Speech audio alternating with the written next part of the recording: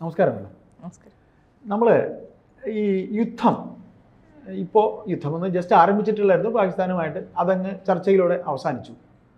അപ്പോൾ ആ ഒരു സമയത്തെ ജേർണലിസം, മുഖ്യധാരാ മാധ്യമങ്ങളും സോഷ്യൽ മീഡിയയും ഒക്കെ അത് ശരിക്കും മാധ്യമ സ്വാതന്ത്ര്യം ഉണ്ടെന്ന് കരുതി എന്തും പറയുന്ന ഒരു രീതിയിലേക്ക് പോയില്ലേ? എന്താ മാഡത്തിന് തോന്നുന്നത്? തീർച്ചയായിട്ടും അത് രാജ്യത്തിൻ്റെ സുരക്ഷിതത്വത്തിന്, ജനങ്ങളുടെ സുരക്ഷിതത്വത്തിനെയും ചലഞ്ച് ചെയ്യുന്ന രീതിയിൽ ആ മാധ്യമ പ്രവർത്തനം മാറി എന്ന് പറയുന്നതാണ് നമ്മൾ കണ്ടത്.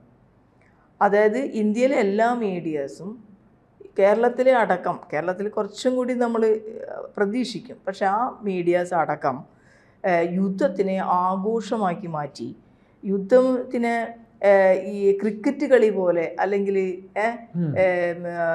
ഫുട്ബോൾ കമൻട്രി പോലെ യുദ്ധത്തിൻ്റെ കമൻട്രികൾ ആവശ്യമുള്ളതും ആവശ്യമില്ലാത്തതും ഒരിക്കലും പുറത്തു വിടാൻ പാടില്ലാത്തതും ഊഹിച്ച് പറഞ്ഞ് ജനങ്ങളെ വലിയ രീതിയിൽ എന്തൂസിയാസ്റ്റിക് ആക്കുകയോ അല്ലെങ്കിൽ പേടിപ്പിക്കുകയോ അല്ലെങ്കിൽ ഒരുതരം ഹരം കൊള്ളിക്കുകയോ ചെയ്യുന്ന രീതിയിലുള്ള ഒരു മാധ്യമ പ്രവർത്തനം. അപ്പോൾ ഈ മാധ്യമ പ്രവർത്തനത്തിന് നമുക്ക് സ്വാതന്ത്ര്യമുണ്ട് എന്ന് നമ്മുടെ ഭരണഘടനയിൽ പറയുമ്പോൾ തന്നെ ഏത് ഭരണഘടനാ സ്വാതന്ത്ര്യത്തിനും ഒരു റീസണബിൾ റെസ്ട്രിക്ഷൻസ് ഉണ്ട്. മാധ്യമങ്ങൾ നമ്മൾ നാലാം തൂണെന്നൊക്കെ പറയുമ്പോഴും ആ നാലാം തൂണിനും ഒരു റെസ്ട്രിക്ഷൻ ഉണ്ട്. എന്ത് പറയണം, എങ്ങനെ പറയണം, രാജ്യസുരക്ഷയെ ബാധിക്കാത്ത നിലയിൽ തന്നെയായിരിക്കണം അവരത് പറയേണ്ടത്. കളവായിട്ടുള്ള കാര്യങ്ങൾ പറയാൻ പാടില്ല. അപ്പം ഞാനിതിൽ ഏറ്റവും പ്രധാനമായി കണ്ടത് ഒരു നോർത്ത് ഇന്ത്യൻ ചാനലിൽ നമ്മുടെ വിദേശകാര്യ മന്ത്രിയും പാകിസ്ഥാനിലെ വിദേശകാര്യ സെക്രട്ടറിയുമാണെന്ന് തോന്നുന്നു, അദ്ദേഹം ഇരുന്ന് സംസാരിക്കുക.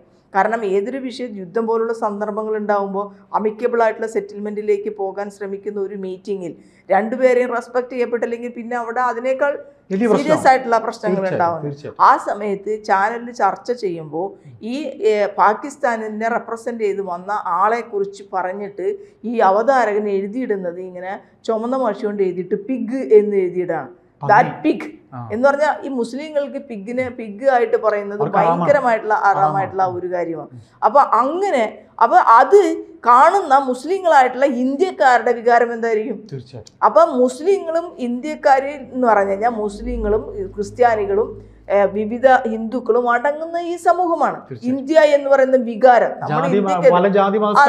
ഇന്ത്യ എന്ന് പറയുന്ന വികാരത്തിൽ പർട്ടിക്കുലർലി ഒരു മുസ്ലിമിനെ അപകീർത്തിപ്പിടിക്കുന്ന ഒരു കാര്യവും പറയാൻ പാടില്ല. ഈ പ്രത്യേകിച്ച് ആ സമയത്ത് അത് ഇങ്ങനെ പറഞ്ഞുകൊണ്ടേയിരിക്കുക.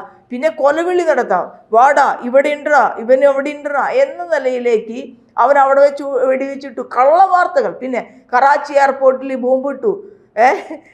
അതല്ലെങ്കിൽ കേരളത്തിലെ മുഴുവൻ എയർപോർട്ടുകളും അടയ്ക്കാൻ പറഞ്ഞു, രാജ്യത്തെ മുഴുവൻ എയർപോർട്ടുകളും അടയ്ക്കുകയാണ് എന്നൊക്കെ പറഞ്ഞ് ഇവിടെ ഇരിക്കുന്ന മലയാളം ചാനലുകൾ വരെ തീർച്ചയായിട്ടും പച്ചക്കള്ളം പ്രചരിപ്പിച്ചു. ശരിക്കും പറഞ്ഞു കഴിഞ്ഞാൽ ദേശദ്രോഹത്തിന് ഈ പറഞ്ഞ ആളുകൾക്കെതിരെ കേസ് എടുക്കേണ്ടതാണ്.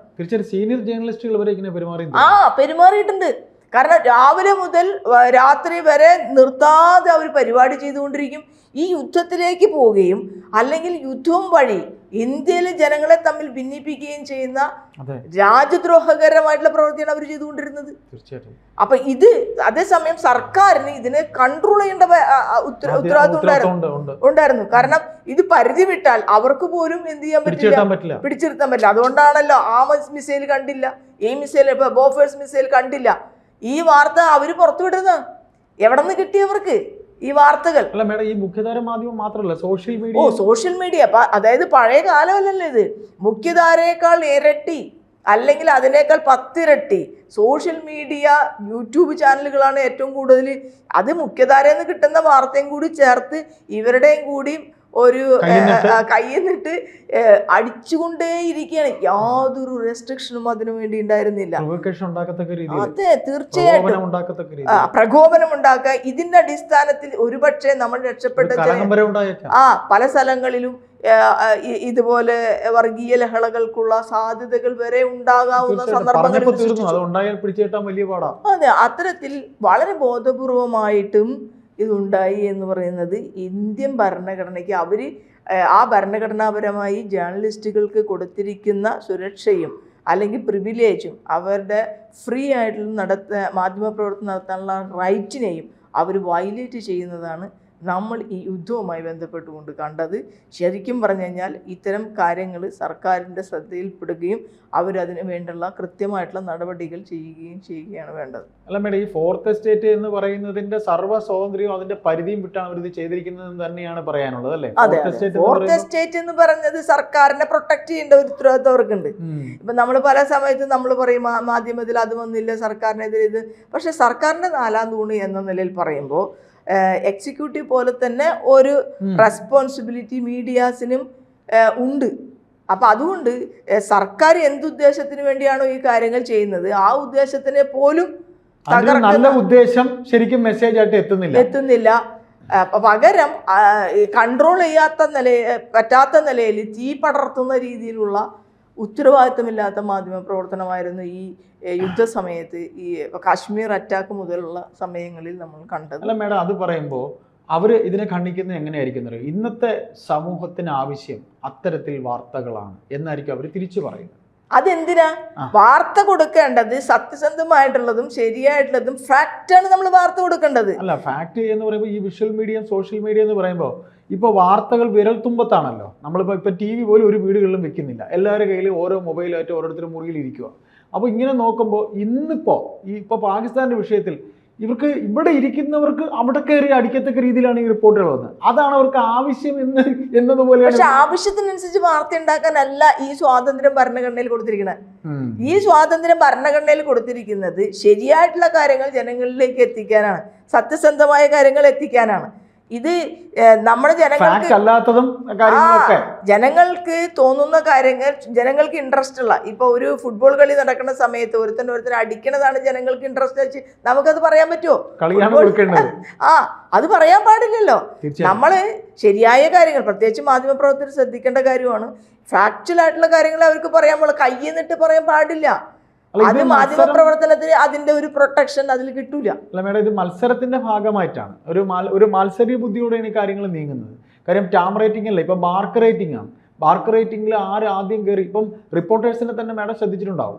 മുഖ്യധാര ഞാൻ പേരെടുത്ത് പറയുന്നില്ല, പല ചാനലുകളും അവരുടെ ഏറ്റവും പ്രഗത്ഭരായ റിപ്പോർട്ടേഴ്സിനെ കൊണ്ടുപോയി.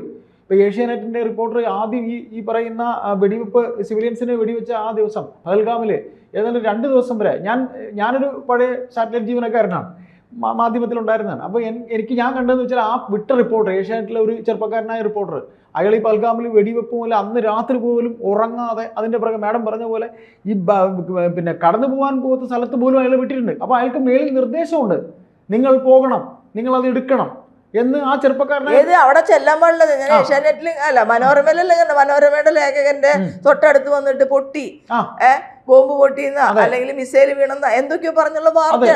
ഇത് എങ്ങനെ അവിടെ ചെല്ലാൻ പറ്റണേ? ഈ യാതൊരു സുരക്ഷാ സംവിധാനങ്ങളും ഇല്ലാതെ വകവയ്ക്കാം. അങ്ങനെ പോകാൻ പാടില്ല. തീർച്ചയായിട്ടും അതെങ്ങനെ പോകണത്? ഇപ്പൊ പട്ടാളക്കാരോ അല്ലെങ്കിൽ സൈന്യമോ അവര് പ്രിക്കോഷന് എടുത്തിട്ടാണ് പോകുന്നത്. അല്ലെങ്കിൽ അവർക്ക് ജാക്കറ്റ് ഉണ്ട്, അതനുസരിച്ച് തൊപ്പിയുണ്ട്, ഗൺബൂട്ടുണ്ട്, എല്ലാം ഉണ്ട്. അല്ല, അപകടം ഉണ്ടായാൽ അതും തിരിച്ച് സർക്കാരിനെതിരെ തന്നെ വരും. കാര്യം ഒരു മാധ്യമ പ്രവർത്തന അപകടം ഉണ്ടായി എന്ന് തന്നെ ഇവർ തിരിച്ചു പറയും. ഇവര് റിപ്പോർട്ടിങ്ങിന്റെ യാതൊരു ഇതുമില്ല. ഒരു എന്താ പറയാ, ഷർട്ട് പോലും ഒരു പ്രിക്കോഷൻ എടുത്തിട്ടുള്ളതോ അല്ലെങ്കിൽ ഒരു ജാക്കറ്റ് പോലും അതിന് പ്രിക്കോഷൻ എടുത്തിട്ടുള്ളതോ ബുള്ളറ്റ് പ്രൂഫ് ആയിട്ടുള്ളതോ ഒന്നുമില്ലാതെ. പഹൽഗാമില് ഈ സംഭവം നടന്ന ദിവസം ഒരു ഉച്ചയ്ക്കാണ് നമ്മൾ ഈ വാർത്ത അറിയുന്നത്. ആ ദിവസം മുതൽ ഏഷ്യാനെറ്റിന്റെ ഡൽഹിയിലെ സീനിയർ ലേഖകൻ ഡൽഹിയിൽ ഇരുന്നു കൊണ്ടും ഒരു ചെറുപ്പക്കാരനായ ഒരു റിപ്പോർട്ടറെ ആ സ്ഥലത്തേക്ക് വിട്ടും അന്ന് രാത്രി മൊത്തത്തിൽ ആ ചെറുപ്പക്കാരനുണ്ട്, അടുത്ത ദിവസവും ഉണ്ട്. അപ്പം മാഡം പറയുന്നത് പോലെ മത്സര ബുദ്ധിയോടെയാണത്. അത് നമ്മൾ കാണുമ്പോൾ നമുക്ക് അറിയാൻ പറ്റും. ഇന്നത്തെ ഒരു സാമൂഹിക വ്യവസ്ഥയിൽ പാകിസ്ഥാനെതിരെ ഒരു യുദ്ധം എന്ന് പറയുമ്പോൾ ദേശത്തിന്റെ കൂടെയുള്ള സ്നേഹം അത് അതിര് കിടന്ന രീതിയിലാണ് ഉള്ള. അത് എന്ന് വെച്ചാൽ എല്ലാവർക്കും ദേശസ്നേഹമുണ്ട്, ഇല്ലെന്ന് പറയുന്നില്ല. പക്ഷെ അത് ഇച്ചിരി കൂടുതലായ രീതിയിൽ അത് അതിര് വിടുന്ന രീതിയിലാണ് പോയത്. അതുകൊണ്ട് തന്നെയാണ് അടിക്കാൻ പോയി, തകർത്തു, ഇങ്ങനെയുള്ള ഷാർപ്പായിട്ടൊക്കെ അത് ഞാനും ശ്രദ്ധിച്ചു. അപ്പോൾ ഏതായാലും മാഡം പറഞ്ഞ ആ ഒരു പോയിന്റ് കൃത്യമാണ്. ഫോർത്ത് എസ്റ്റേറ്റ് എന്ന് പറയുന്നത് കൊണ്ട് അല്ലേ ഈ പറയുന്ന രീതിയിൽ ഈ ആളുകളെ ഇപ്പോൾ ആ പന്നിയുടെ പടം കാണിച്ചെന്ന് പറഞ്ഞു, അത് ശരിക്കും അല്ലേ അതൊരു ലഹളയ്ക്ക് തന്നെ പോകത്തക്ക രീതിയിലാണ്. പിന്നെ ഒന്നുകൂടെ പറയാം മാഡം, പ്രിന്റ് മീഡിയ ഇത് പറയുമ്പോൾ നമുക്ക് അത് എടുത്തു പറയണം. പ്രിന്റ് മീഡിയയിൽ ഒരിക്കലും ഇത്തരത്തിലുള്ള വാർത്തകളൊന്നും വന്നിട്ടില്ല എന്ന് തന്നെ നമുക്ക് പറയാം. ഡിഫാമേറ്ററി ആണല്ലോ. അതെ, എന്തായാലും അതിലെ വസ്തുതകൾ പാലിച്ചു എന്നുള്ള കാര്യം പ്രിന്റ് മീഡിയയിൽ പാലിച്ചു എന്ന് തന്നെ. പിന്നെ അത് പിറ്റേ ദിവസമേ വരുന്നുള്ളല്ലോ. അതെ, ആളുകൾ ഇപ്പൊ എല്ലാവരും ഈ അതൊരു ആറിത്തണുത്ത വാർത്തയാവും. വിഷ്വൽ മീഡിയയുടെ പിറകിലാണ്. അതെ, എന്നാലും വിഷ്വൽ മീഡിയയിൽ ഉള്ളതിനേക്കാൾ കുറച്ചുകൂടെ ആധികാരികമായി വാർത്തകൾ പ്രിന്റിൽ വന്നിട്ടുണ്ട് എന്നുള്ള കാര്യം സത്യമാണ്. അത് ഇന്നും അങ്ങനെ തന്നെയാണ്. കാര്യം ഈ ജേർണലിസ്റ്റിക് സൈഡിൽ തന്നെയാണെങ്കിലും പ്രിന്റിൽ നിന്ന് വിഷ്വലിലേക്ക് പോയ റിപ്പോർട്ടേഴ്സും അല്ലാതെ നേരെ വിഷ്വലിലോട്ട് വന്നവരും തമ്മിൽ അജഗജ വ്യത്യാസമുണ്ട്. വാർത്തകൾ തിരഞ്ഞെടുക്കുന്ന കാര്യത്തിൽ, വാർത്തകൾ അവതരിപ്പിക്കുന്ന കാര്യത്തിൽ, അതൊക്കെ നമുക്ക് നേരെ അനുഭവമുള്ളതാണ്. ഏതായാലും മാഡം അതിൽ പ്രതികരിച്ചതിൽ വളരെ നന്ദി, സന്തോഷം. Thank you.